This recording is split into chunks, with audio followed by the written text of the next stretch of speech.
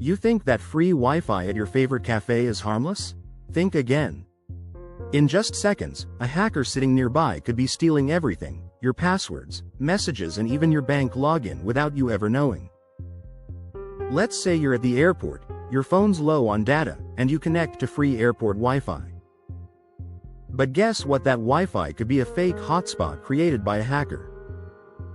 Once you connect, every site you visit, every password you type, even your emails get silently copied.